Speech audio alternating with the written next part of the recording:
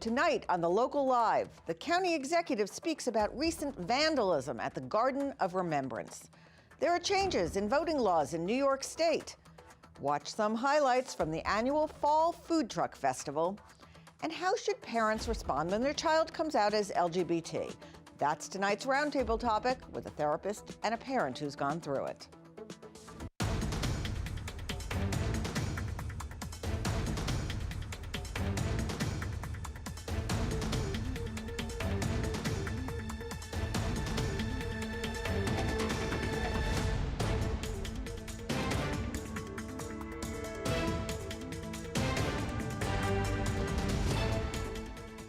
Good evening from the LMC TV studios. It's Thursday, October 10th. I'm Maura Carlin. Welcome to The Local Live.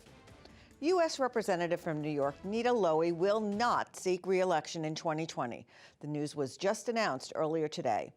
The press release says, quote, "Thank you to the people of my district for the opportunity to serve. I will continue working as hard as ever with the same optimism and energy through the end of this term in Congress." And you can read the full statement on her website. Lowey was elected to the House of Representatives in 1988 and is the first woman to serve as chair for the House Appropriations Committee. Prior to 2013, her district included Larchmont and Mamaroneck. So thank you for your service, Nita. On Wednesday, October 9th, County Executive George Latimer held a press conference about the vandalism at the Garden of Remembrance in White Plains during Yom Kippur.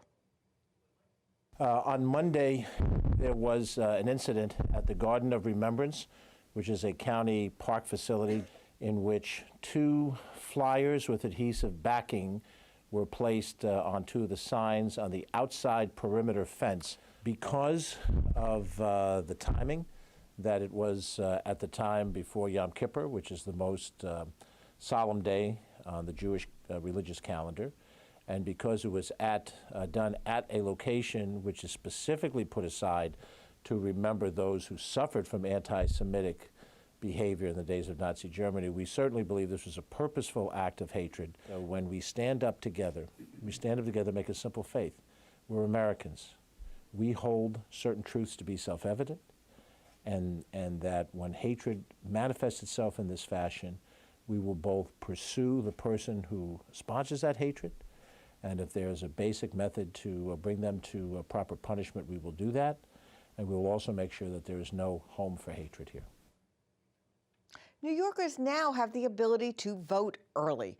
We spoke with the League of Women Voters and the town of Mamaroneck to find out what this means for our residents. In 2019, landmark legislation was passed in New York regarding modernizing our voting laws. And this included synchronized state and federal primaries, so you don't have to vote several times in the primaries. Pre-registration for minors, meaning that you can register before you're 18, and then on your 18th birthday, you're automatically registered to be a voter. And third, when you move within the state of New York, you take your registration with you. You used to have to re-register. But perhaps most importantly for this election year and for the coming years is early voting. The town of Mamaroneck has been selected to be one of the early voting sites in Westchester County, so we're very happy about that. Early voting will take place from October 26th to November 3rd. Eligible voters, and an eligible voter is someone who is already registered to vote, can vote early in the election.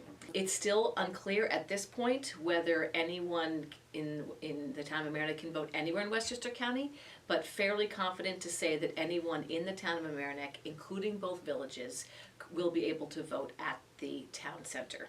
It's terribly important for people who don't have a lot of time, and I urge you seriously to take advantage of early voting. Particularly important in this election, many of us don't even have contested elections, but looking ahead, particularly for the 2020 presidential election, early voting will be very significant, and everybody needs to vote. Voting is the most important and precious gift that we in a democracy have. The town website can direct you to the Board of Elections for any updates and early voting information. And stay with us. We will return in a moment with our roundtable discussion about what a parent should or should not do when a child comes out as LGBT.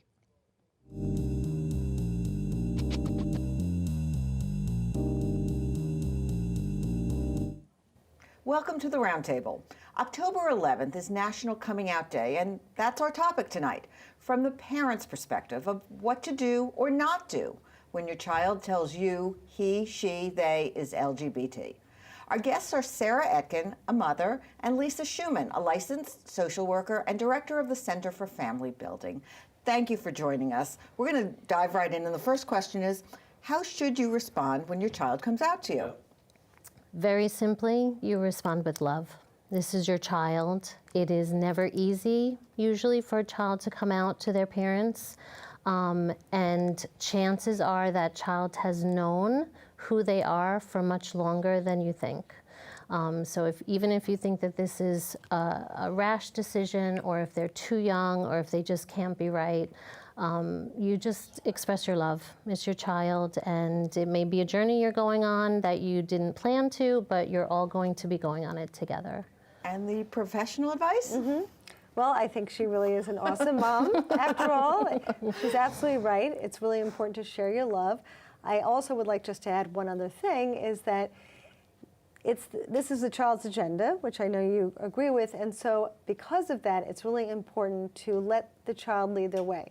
They may or may not want to share details with you, and so it's really important to let them take control of the conversation. You know, I know one mom who was very excited about it. She thought, she was so happy that her child was gay. She thought this was so fabulous. And she asked a million questions. And so, of course, this child shut down and didn't want to talk to her, even though she was really excited that he was open with her.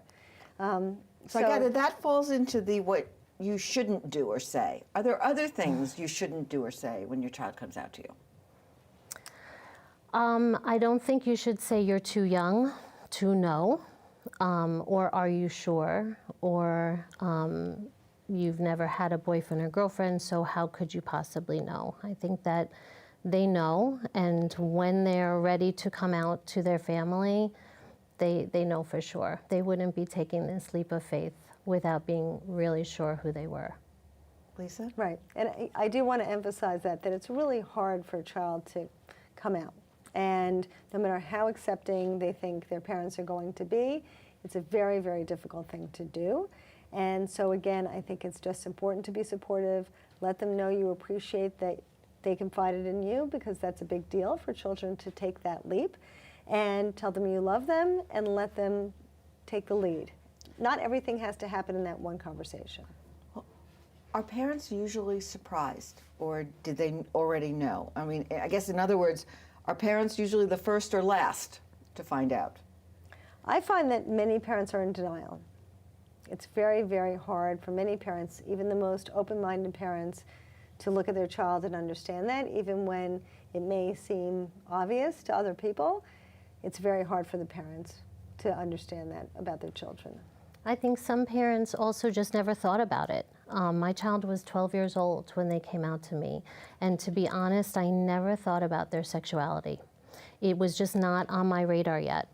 But I think as far as, where parents fall, is if they're the first to know, the last to know, is usually somewhere in the middle. I think it's very common for kids to come out to their peers first, and then come out to their parents a little bit later. Okay. Well, we're going to take a quick break, and we're going to then return with more of our discussion, so stay with us. Imagine being fired because of who you love. Imagine being denied medical treatment because of who you marry. Imagine being evicted because of who you are. Millions of Americans don't have to imagine this. They have to live it. Because in 30 states, it's legal to discriminate against LGBT people. Welcome back to the Roundtable. We're talking about when your child comes out to you, and right now I'd like to focus on how the parent may feel, regardless of how they actually respond to the child. So, some I might not believe it and think it's a fad or a phase or a trend. What do you say to that? Do you think there's validity in that? I don't think so. I think it is common thought for parents to have, but I think there are very, very few kids who come out to their parents and it turns out to just be a phase. I think that it's like I said before, I think that the kids usually come out to their peers first. I think that that's sort of testing the waters and how comfortable they are talking about it, seeing what kind of acceptance or lack of acceptance they get from their friends, and then they go to their parents. Is that what you've seen, Lisa? I see that, but I also see that a lot of kids experiment. You know, we live in a very different world than when I was growing up. And a lot of kids experiment, and they decide what they are. I saw a girl in my practice the other day who just experimented with some other girls, and she said, I was curious, but you know what? I decided I like boys. Now, she may change her mind again, or she may not. I think what people miss sometimes is it's not black and white. Things are more fluid than some of us thought growing up. And you don't really know where the path leads to. So my child came out at 12 as bisexual, and then about 6 or 7 months later came out as transgender, which for transgender families, it's a pretty common path that they see their kids going on. So one doesn't lead to another, but I don't think it's unusual for there to just be a little bit of wiggle back and forth. You know, they're still young kids. They're figuring out who they are and who they want to be. So, you know, it's a journey. It really is. Well, Lisa, what should a parent do if it's against their beliefs, ethos, or religion? Well, it can be very difficult for parents in general when your children are not who you think they were going to be, right? People worry a lot about what's going to happen. Am I going to have grandchildren? What are my cousins going to think? All sorts of things. And I think the minute your child comes out, you sit on your hands, bite your tongue, take a deep breath, tell your child how much you love them, and you can go in your room and have a reaction to it. You can't show your child. You need them to know that you love them and accept them, and that any concern you have about it is your issue. Right, and so how do you deal with your issue? Just like you would about anything else. This is your child, and what's most important is not what's going to happen in that conversation, but what's going to happen overall. You want the conversation to go well, but you also don't want to have your child feel that they can't trust you. So if you show any sign of feeling really uncomfortable, the child might hesitate the next time in talking to you openly. We had a question earlier about you've accepted that your child's sexual orientation, but it's still bothering you. It's not, you're concerned about the complexity or expense in creating a family, or afraid for their safety. Do parents need therapy to deal with this at times, or is there something you should be telling yourself, even if you are doing everything right vis-a-vis your child? Yeah, I see a lot of parents in my practice who go through this. I work in family building, and so I see a lot of people who are having children with donor eggs or donor sperm, and many of them are gay or lesbian or transsexual, but there's never a time where they're not feeling like they need to battle with these sorts of things, even if it seems like their whole neighborhood is comfortable with it. So I think that people have different levels of discomfort, and if they feel that they can't get past it, then yes, it's important to see a therapist. Who tells grandma or anyone else in the family? Your child decides who and when other members of the family or friends are told. It is their story to tell. And should it be told by them? Whatever your child wants. So some kids want to be the ones to say it, to explain it, and to answer any questions. And some kids want mom or dad to take care of it, either in person at Christmas dinner or by email or by text. But it should be led by your child in who, how, and when. Mm-hmm. Yeah, I think I agree with that, and I also think that there needs to be also this extra layer of protection. If you know grandma's going to have a bad reaction to you, and your child's feeling very vulnerable, you may want to sit down and say, okay, let's walk through this. I want to support you. Let me share with you what my concerns are about grandma. I want to make sure that you feel comfortable with this and don't feel badly. So I think we also have to kind of protect our kids in that way. Okay, well, we're going to take another break and then continue our conversation, so stay with us. We'll be right back. Can I tell you a cat joke? Just kidding. Why did the girl ask the mushroom to dance?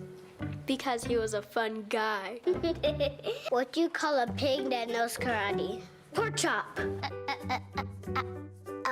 So how does a tissue dance? Put a little boogie on it.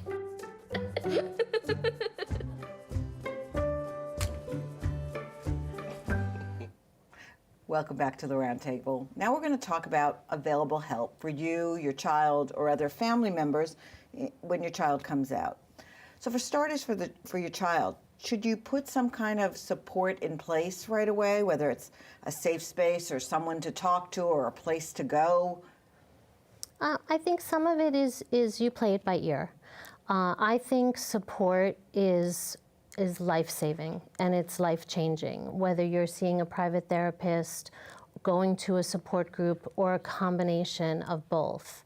I think it's important for the children and for the parents and siblings to find other people who are dealing with the same issues and have a safe place to speak, to be frank, to make mistakes, to talk about things that they don't want to say out loud to their kids, but they want a safe place with other parents who understand what they're dealing with and their experiences and are at different levels of that journey as well. And does that continue? I mean, you deal with a lot of older people also if they're trying to have children, they're adults. Are they still dealing with those issues at that point? Many of them do. I mean, it's remarkable to me to watch these kids grow up and have a negative reaction by their family members and then still continue to try to work it out so that they can save the relationship. I mean, it's so brave of them, really. But it is hard, and a lot of times we really work together to try to find some meeting of the minds, because it's so important to really preserve that relationship and make sure the child feels good. So do you try to get reticent parents to come in and meet with their children, whether even adult children, Yes, and talk? Absolutely, absolutely. And is that part of counseling, like particularly if you're starting a family and you're going to have another generation? Yes, sometimes it's about starting a family as a gay or lesbian couple or a single trans person. Sometimes it's about just working out these issues with your kids, and sometimes it's about the kids having to come out and not maybe feeling safe with the parents, and so they want to do it in a setting where they feel comfortable.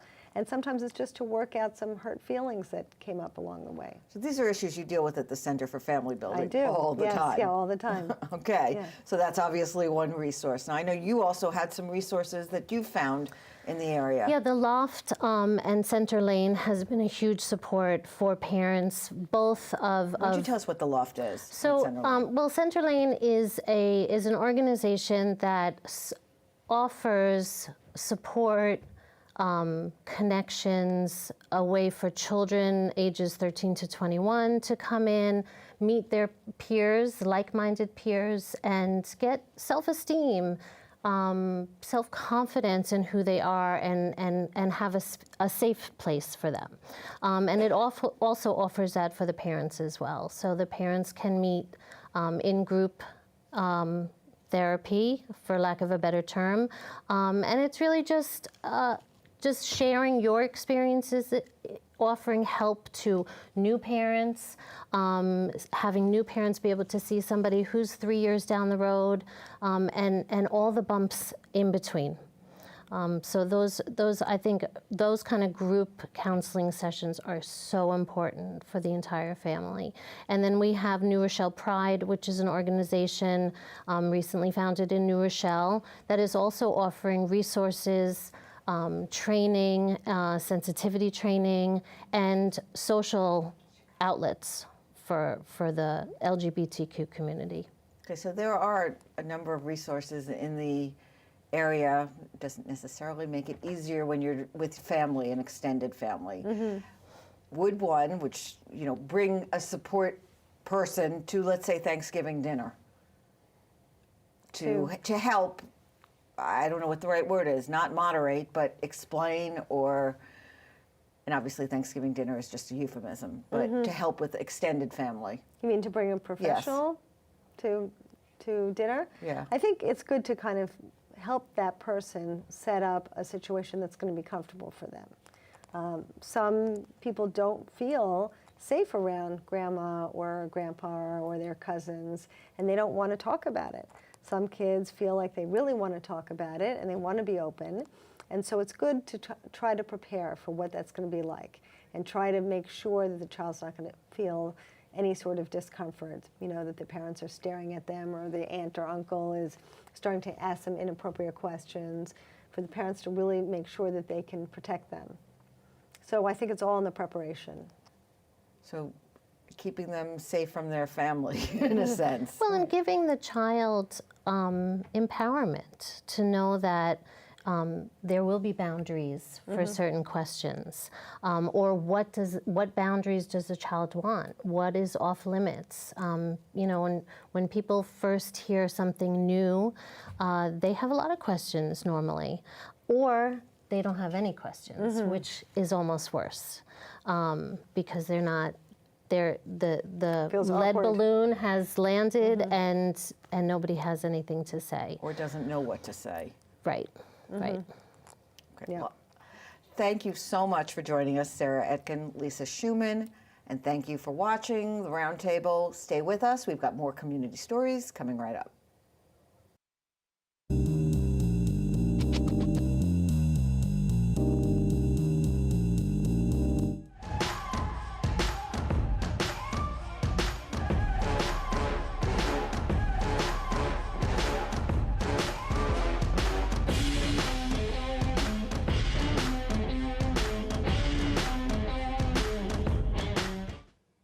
It was a beautiful autumn day in Memorial Park last Saturday for the annual Town of Mamaroneck Fall Food Truck Festival. And the Local Live was there to capture this delicious event. It's a beautiful day, lots of families, there's a whole kids section over there, pumpkin patches, bounce house. The community is just out, it's wonderful, it's a really great way to celebrate the town, Larchmont, it's awesome. Over the weekend, Larchmont's Memorial Park was closed down for this year's Food Truck Festival. The people flooded in for this year's lineup that included over a dozen different vendors. But the food wasn't the only attraction, as there were several different merchants and storefronts scattered throughout Memorial Park, along with demonstrations being done by the fire department and police department. I know every year we try to do like a community event, an open house. So we have our one of our rigs down here, so the kids and parents can see what the equipment all about. And we have also handouts, hats, footballs. And while Chief Hughes was teaching everyone how to put out the fires, Truck 1, a converted fire truck, was firing out their pizzas. Very cool, our kids don't quite understand it. They think that it's a real fire truck that just happens to make pizza. But it's awesome. And it tastes really good too. With all the different options and activities, the Food Truck Festival brought the community together as a whole. I think it's great. There's a huge crowd. I think the band is awesome. I'm amazed at the turnout. It is way more people than I ever expected. Here, and it's great to see all these people out on a beautiful day like today. I mean, it's great for the town of Mamaroneck. This is Tyler Gavin reporting for LMC TV. And this week in sports, the Mamaroneck boys soccer team, ranked #1 in the state and 18th nationally by the USA Today, they hosted league rival Scarsdale. Captain Jack Lowinger already had a goal to his credit when Liam O'Reilly, who was named the Con Edison Scholar Athlete of the Week, set him up with a perfect cross in the LMC Varsity Sports Play of the Week.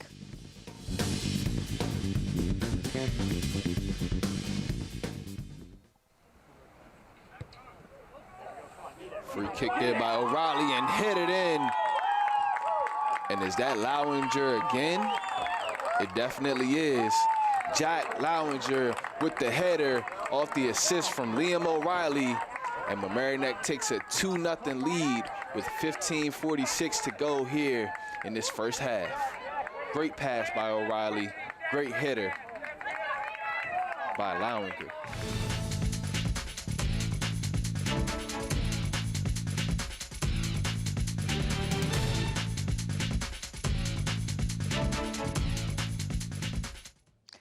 If you missed the live broadcast, you can catch replays of the Local Live twice a day on this channel and on the LMC TV website and YouTube channel. Also, be sure to follow us on Facebook to stay up to date on things you may have missed. Thanks for watching The Local Live. I'm Maura Carlin.